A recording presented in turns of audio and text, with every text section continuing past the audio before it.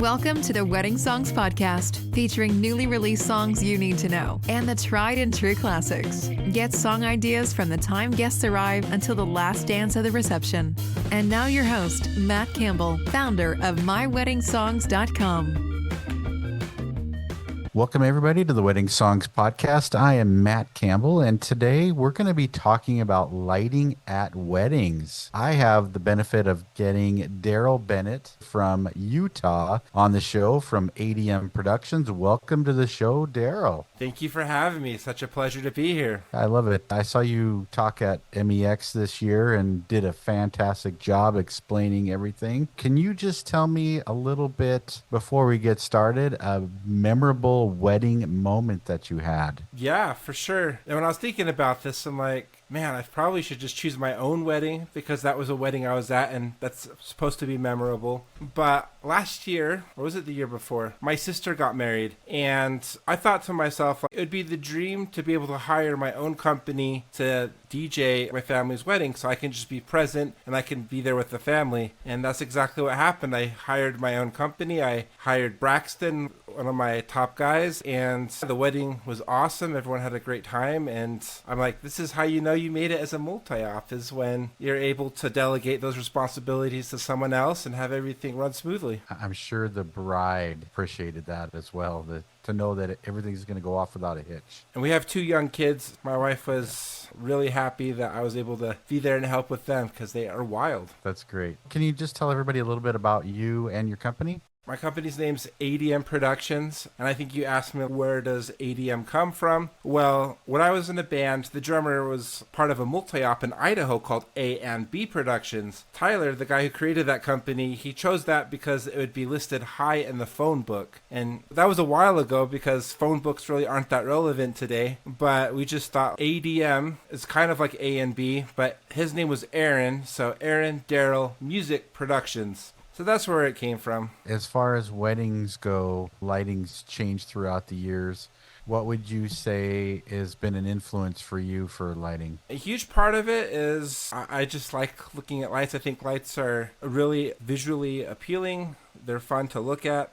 A huge part is concerts because I grew up playing music. I grew up going to concerts. My first concert was Rush. It was called the Delta Center at the time. That's the stadium we have here in Utah, and it's changed names several times. It's back to the Delta Center. Just seeing the lasers and the lighting and just seeing how it kind of added a lot to the show, where it made it more of a spectacle than just standing around listening to music. So that's definitely been a huge impact on lighting for me. Well, I bet back in the day I never got to see Pink Floyd, but yeah, I would imagine Rush would have been phenomenal to see. So how do you think lighting has changed through the years then, from where it was a few years ago, 10 years ago, 20 years ago, to what's being offered right now? I think that lighting, there wasn't as many choices back then. There's so many different lighting fixtures, and it's also affordable and accessible, and there's so many different ways to control them. Not even 10 years ago, I think a lot of people would get these big lighting trees, these multifaceted T-bar stands, and they would put as many lights as they could, have a rat's nest of cables running down the back, and then just having them go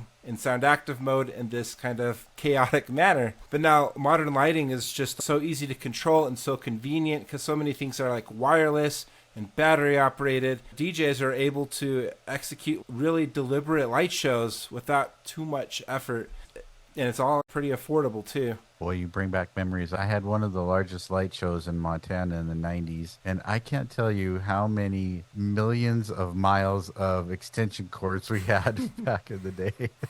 That is awesome. Just to go wireless, I would have been ecstatic for that. Yeah, for sure. And I think back then, I think a lot of the styles like maximalism, like more is more. But I think today people are able to see that sometimes less is more. Too many fixtures can kind of make the ambiance of the whole event a little bit cluttered. So just having minimalism and having enough lights that are effective but not overwhelming. I love that tip. So speaking of that then, how are you setting the mood for the first dance? That is a great question. I think the most important thing to do is, of course, your couple, but the photographer, most of the time, doesn't really care. They're like, you do whatever you want and I'll figure it out. But lots of times, if nobody really has a preference, I like to have my lights kind of be a chill, a static scene. So it's a mix of like a warm white, cool white, depending on the natural lighting or venue lighting around. And if I have spotlights, I like to shine them on the couple. Sometimes I'll dim the spotlights or just turn them off.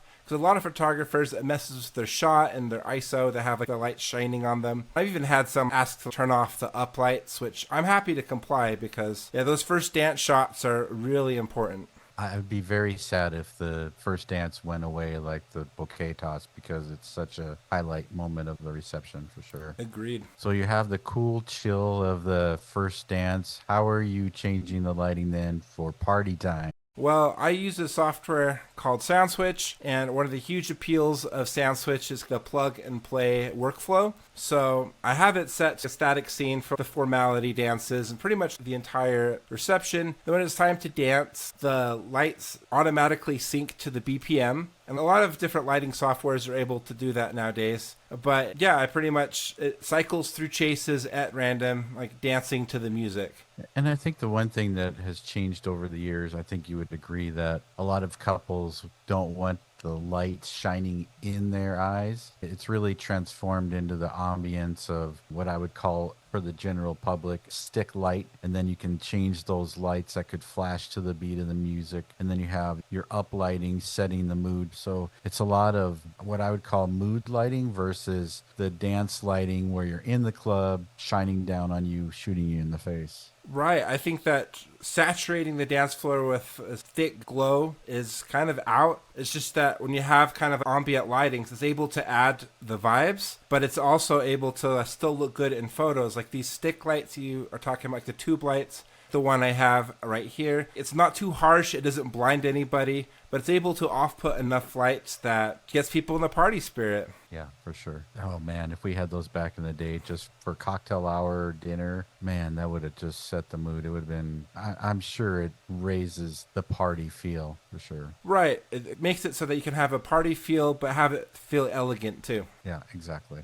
Do you have any recommendations then for couples who don't want lighting at their wedding? I think that's okay, too. I think you need to assess whether you want the lighting and what kind of mood you're wanting. And I think it's perfectly valid to want just kind of a romantic string light vibe, especially the dinner or cocktail hour. I'd reconsider not having any lighting during the dancing portion, because that is something I hear a lot. And if a couple is really insistent on that, then we're happy to work with that. But as a DJ, we have different tools to help people get on the dance floor. And lighting is just one of those tools that just gets people in the party spirit, gets them loosening up, makes them feel all right. And I think going off what you're saying depends on the room. If you're in the White House building with this huge chandelier, yeah, leading up to the party time, I want to enjoy the room, not your lighting. But when it's time for party, I 100% think at the White House you should bring out the club-style lights. Because if you want a club-style dance, some club-style lights will help. For sure. But you are a pro at lighting. We're going to say that because now you've talked at a DJ conference about lighting. So we're going to say you're a lighting pro. How important do you think it is to program the lighting instead of just having them dance to the beat of the music? I think it's just about being intentional and about knowing what you want to do at the right moment. Earlier in our conversation just now, we talked about setting the ambiance for cocktail hour for the first dance. And while you can set those moods with lighting without controlling it through DMX, it's just the easiest way to do it because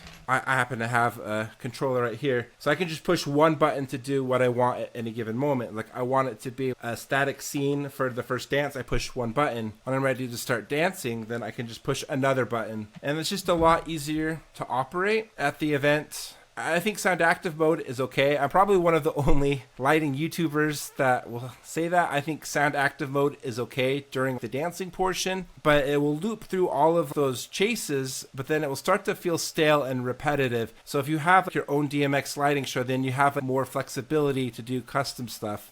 And for the non-DJ listener, what do you mean when you say DMX? So DMX is just language that lights all talk to each other. As a side note, then, let's talk a little bit about specific lighting. I want to talk about the gobos. Are you seeing couples want to have their name up in lights on the dance floor or on the wall? And is that something that you offer? Yeah, I think that gobos, or sometimes called monograms, even animated monograms, have become very popular. I personally like them. I think it's a nice way to add a branding, a nice, elegant, personalized touch to a room. It's almost like a signature on a room. I haven't been seeing it that much. We've been doing it for about 3 years now, and I'd say about 1 out of 5 weddings do it. Our company happened to use projectors. That's kind of the new way of doing it because you have more flexibility, more customization. You can change the size because every room is different, and you can't place your projector in the same spot all the time. Yeah, I love them, and I think the couples that do book that option, they love it too. I think you made a great point too. It's not just stationary with the projectors. You can have them move, have them spin, whatever the couple wants or whatever that situation hits. So I think that's more enhancing than it just used to be with just your name on the lights. You could do some really cool stuff at the MEX conference that you were just mentioning. I saw one where someone had a custom Mario monogram for their wedding. So I had Mario holding the couple's name, and he was going through some pipes and doing some fun stuff. And I thought it was perfect for the couple that loves Mario. That's awesome. I've seen some with fireworks in the background with the couple's name. It has an animated intro and outro, and you can do some really cool stuff. And that is definitely a showstopper and something guests will be talking about for years to come. I love it. Speaking of lighting, let's talk about glow sticks. Are glow sticks still really popular that you're seeing with couples? And would you consider them being utilized as a good thing at weddings? I'm seeing a lot of DJs bringing the glow sticks, and I think that a lot of couples are starting to see it in social media. But yeah, glow sticks, or party favors, some people call them, are awesome because if you ever see some of those viral wedding videos where there's a dance floor, people have them, people can have fun with them, they can sword fight with them, and yeah, I think that they are definitely a hit for all ages. Old people love them, little kids love them, and it's good to have people hold it and jump up and down to the music. I highly recommend them. So if your DJ does not offer them or does not give them, I highly recommend getting some. And they're really easy to find. You can find them on eBay and Amazon. That's cool. So do you have packages with them then? Or do you just include them in your packages? We just include them in our packages, and we have it a la carte as well. Time for a quick break from the show to let you know about the Wedding Music Letter. Are you struggling to find the wedding songs that match your personality and music style? Are you having a hard time keeping up with the new wedding songs being released? Then subscribe today to the Wedding Music Letter by going to my website, myweddingsongs.com, and clicking on the Join Now button. Every Wednesday, you'll get song ideas to build your wedding playlists. On the last day of the month, you'll get all of the new wedding songs released from the prior month. So subscribe today and join over 7,000 other engaged couples and wedding pros by going to myweddingsongs.com and joining the Wedding Music Letter today. Now back to the show. Because we're on the Wedding Songs podcast, I have to talk about music. What hits are you finding couples in your area that people are going crazy over? I'm finding couples are going crazy over a lot of the classics, a lot of the songs that have been played at weddings year after year. And something that was talked about at MEX, which I think I'll bring up here, is that a lot of times as wedding DJs, we're trying to break the norm, break the mold from some of these traditional wedding songs like Yeah by Usher, and especially line dances. But I think line dances are still very popular at a lot of weddings. So I try to consult with the couples and see what they want, because some people don't want them. But line dances, people know what they are, people know how to do them, and people like them. Like Cha-Cha Slide, I don't see it going away anytime soon. Are people dancing to Beyonce's new song, Texas Hold'em? That's the tricky thing with new songs. Sometimes they hit and they're really good, and then sometimes they're not just very danceable, and so people might recognize it, but I think it just depends on the crowd. Some are like, I know this song, and then some are just kind of like, what are you playing? So beginning of the night, just to test them out. Yeah, exactly. Very cool. So, what are you finding that couples are selecting for their first dance songs? Are they picking songs that have been played like Ed Sheeran? Or are they going off the rails to something that you've never really heard before? I'd say about 50-50. I'd say about 50% they're playing songs that are very common and very well known, which I think there's nothing wrong with that. Like my first dance song with my wife was the Twilight song, and it was very beautiful, very romantic. A lot of the times, though, they're choosing songs from artists that I've never heard of, which I still think is really great because it's something special to them, and that's a great time to incorporate some of those slower songs that aren't really very danceable. Very good. When you are selecting lighting, is there particular lights? I think that the mom and dads have to get away from the siren lights and the police lights, and it's just not that way anymore. Are you matching the lighting to the room? So I know an all-white room, you would have a lot of leeway to do whatever you want, but I'm just picturing of rooms that have purple walls or blue walls. Are you having to change your lighting based on what the wall colors are? That is a great question. And a really common option for DJs these days is uplighting. And these uplights, they kind of shine against the wall. And they put them all around the perimeter of the room, and it just gives some nice ambiance. So for me, I try to have them be a specific color, just a really neutral color during the formalities and during the cocktail hour. So white or amber or somewhere in between, like a warm white. And I feel like that works good on any type of wall because a lot of venues too, they also have natural lighting come in. And I don't want to clash with that. A lot of DJs like to have a Barney purple or like a really bright blue. And those colors are more noticeable when there's still lights coming in from the windows. But sometimes they clash with the vibe of the overall event. And so if the couple's having their color be green, I tend to not try to have my lights be green because I feel like a green tablecloth might add to the vibes of the event, but all your walls being green might be too much. Because I think lighting should accentuate the event and not draw too much attention at that moment. But when it's time to dance, I just try to use as many colors to make it as vibrant as possible and energetic. And so using all the colors definitely helps add to that ambiance. That's a great tip. I'm thinking the most popular was teal and purple. And if you have purple linens, then do you really want teal to clash with it? And then if you have that color, are the linens going to remain looking purple because of the color that you're adding into the room? That's interesting. That's a great tip of just going with the off-white or the ambers just to keep the colors of the wedding theme in the room. So is there anything else that we didn't talk about lighting that you think that should be covered today? Yeah, I think that DJ lighting can add a lot of value, especially for a dance party. I think that it's sometimes misunderstood, and sometimes the DJs themselves aren't quite sure why they're using certain lights that they're using.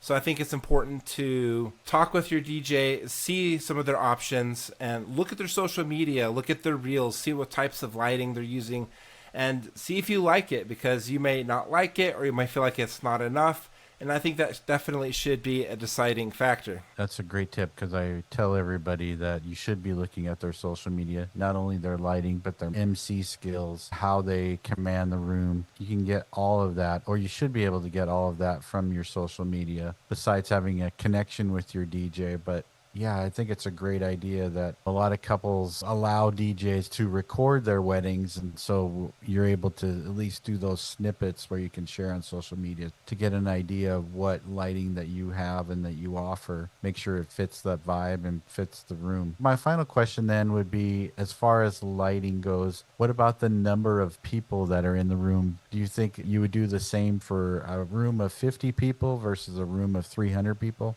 No, that is a great question. So a lot of the time when you're trying to decide with lights, sometimes it has to do with packages or the couple's budget, but you definitely want to have more lighting for more people so that it's more effective. Just like you want to bring a bigger sound system for more people. So I definitely think having more lighting and different styles of lighting is good. So like this light that you see here, which a lot of DJs will call pixel tubes, that's something considered like eye candy. Having some more eye candy across the room is really good. The number of uplights really depends on the size of a room, not so much like the number of guests. But yeah, shining lights over the crowd with some lights called moving heads or gobos is also a really great way of doing it. And if you have a very big crowd, then having more gobos is really nice. Awesome. Some great tips on lighting. Thanks, Daryl. I really appreciate that. So if people want to follow you or contact you, how can they do so? You can follow my company at ADM Productions DJ, or you can follow me at DJ Daryl Bennett.